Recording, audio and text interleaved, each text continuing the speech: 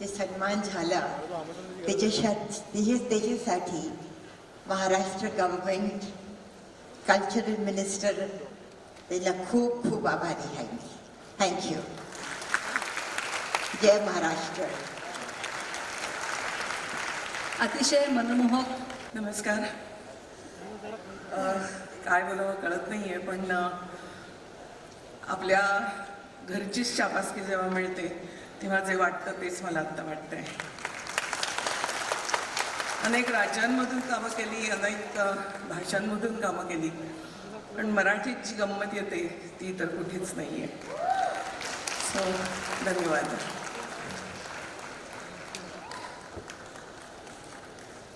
मला मनापासून आनंद झालाय, कारण या चित्रपटाची संकल्पना आहे एकेकाळी माझी फॅन असणारी आणि आता फार छान मैत्रीण झालेली राजश्री आपटे, आणि तो सिनेमा पूर्णत्वाला नेला माझी दिग्दर्शिका रसिका आगाशे यांनी.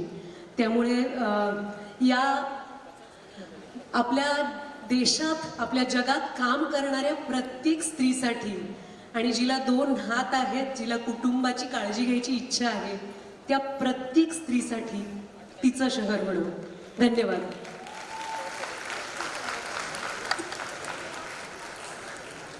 मेंबरचा मी जास्त वेळ घेणार नाही. रसिका आगाशे हे तुझ्यासाठी आहे, तू माझ्यामध्ये विश्वास ठेवल्यामुळे.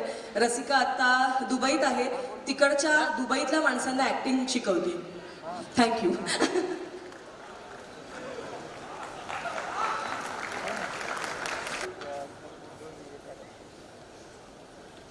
आजच्या इतक्या मोठ्या अवॉर्डसाठी माझी निवड केली गेली, ह्याच्यासाठी मी महाराष्ट्र राज्य शासनाची खूप खूप आभारी आहे.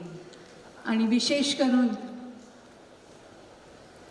ज्या लताबाईंना मी माझे संगीतातले गुरु मानलेले आहे, त्यांच्या नावाचं हे अवॉर्ड मिळालेलं आहे. त्याची म्हणजे मी त्याचं इम्पॉर्टन्स मी सांगू शकत नाही. हे फार फार मोठं अवॉर्ड आहे, आणि विशेष करून ज्या वेळेला आपल्या जन्मस्थळी महाराष्ट्रामधून ज्या वेळेला एक अवॉर्ड मिळतो त्याची गोडी वेगळीच आहे. Thank you very much. थँक्यू. धन्यवाद. नमस्कार.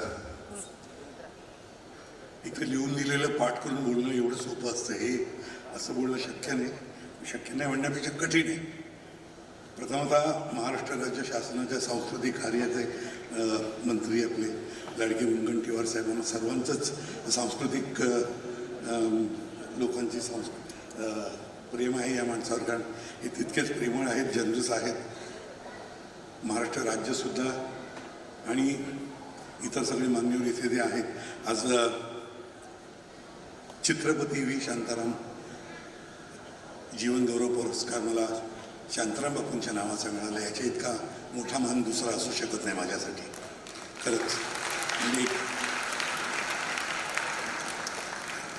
म्हणजे खूप खूप मन भरून आलं जेव्हा मला कळलं तेव्हा. पण अगदी खरं सांगू का, इथे तर हे सगळे बसलेले माझे सगळे सोयरेच आहेत माझ्या या क्षेत्रातले. काही वडील आहेत, काही बरोबरीचे आहेत, पण तितकेच ग्रेट आहेत सगळे. त्या सगळ्यांना मी एकच सांगेन, मला जेव्हा हा पारितोषिक तुम्ही जाहीर केलं तेव्हा मला वाटलं की माझ्यासाठी का. तर मी खरं सांगू का, हा पारितोषिक घेताना मला पहिला आठवलं माझ्या बालपणापासूनचा आपल्या मुंबईतल्या मराठमोळा अस्सल गणेशोत्सवाचा. मी म्हणेन तिथेच माझी सुरुवात झाली नाटकं पाहण्याची, नाटकात काम करण्याची. तिथून मग मराठी रंगभूमीवर, आणि तिथून मग पुन्हा अगदी इथे सांगण्यासारखी गोष्ट ही माझी पहिल्यांदा मी जेव्हा कॅमेरा फेस केला तो आपल्या मुंबई मराठी दूरदर्शन, ह्याच्या अगोदर मी कधी कॅमेराच्या समोर उभा राहिलेलो. तर ते सुद्धा तेवढंच, आणि मराठी दूरदर्शन. आणि मग त्यानंतर चित्रपट झाले, सगळे झाले. पण मोठमोठ्या लोकांच्याबरोबर कामं केली, दिग्दर्शकांबरोबर, लेखकांच्या बरोबर, आणि खूप ग्रेट कलाकारांची सगळी कामं पाहिली. म्हणजे त्यात स्त्रीसुद्धा आणि पुरुषसुद्धा कलाकार होते. त्यातली एक तर आमची इथे बसलेलीच आहे रोहिणी. म्हणजे मला खूप सुवर्ण संधी होती तिच्याबरोबर काम करायला मिळालं. मला वाटते 1979-80च्या दरम्यानची गोष्ट आहे, खंडोबाचं लगीन. तर अशी सगळी मोठी मंडळी. मी म्हणेन की माझं हे पारितोषिक मी माझ्या रसिक प्रेक्षकांना ज्यांनी खूप आतोनात प्रेम केलं आणि ज्याच्यामुळे आज हा सगळा प्रवास इतका आनंदी झाला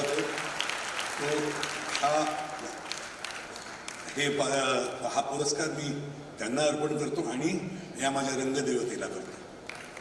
थँक्यू. खरं तर मला जेव्हा मंत्रालयातून फोन आला की सुदेश तुला हे पारितोषिक देण्यात येत आहे, तुला निवडलं आहे, तर मला 2 मिनटं मला कळेना की नक्की काय फोन आहे. पण नंतर मी जेव्हा कहते ना की होश संभाला, आई बाबा आठवले, माझी बायको आठवली, हेमा, श्रुती, सिद्धांत आणि ब्राउनी माझा कुत्रा. आता तुम्ही म्हणाल कुत्रा का? कारण त्याचं कनेक्शन आहे आमच्याशी. कधी कधी माझे गुडघे वगैरे जास्त उड्या मारल्यानंतर दुखतात, तर त्याच्या आदल्या दिवसापासून त्याचे पाय खराब होतात. कधी कधी डोळ्यांना माझ्या त्रास होतो बायकोच्या, तर त्याला दिसणं बंद होतं. तर तो आमच्या फॅमिलीचा मेंबर आहे. आणि माझ्या 3 बहिणी कला, सुनीता आणि निशी, कारण ह्या सगळे आमचं अख्खं खानदान जे आहे. साहेब 2 मिनटं घेतो. मी अगर चित्रकार आहे, जसं तुम्ही पाहिलं, माझ्या 2 बहिणी पेंटिंग करतात. एक क्लासिकल गायिका आहे आणि आई गायिका होती सुमन भोसले. दुर्गाबाई शिरोडकर आग्रा घराण्याच्या अजमत हुसेन खान साहेबच्या शिष्या, माझी आजी. तर एनिवे मी पेंटरच होणार होतो आणि मी फार लाजाळू आणि एकदम म्हणजे बोलणारा म्हणा. अचानक हे कसे आवाज यायला लागले मला कळेल. आणि पहिला जो आवाज ज्याने मला आकर्षित केलं तो होता गम दिए मुस्तकिल कितना नाजुक है दिल ये न जाना हाय हाय ये जालिम जमाना. त्याच्यानंतर एक गाणं गायलं मी सचिनदांचं, ज्याच्यात आशाजी रडू लागल्या आणि म्हणाले, मला वाटलं दादाच उभे आहेत. आणि ते गाणं होतं अमर प्रेममधलं.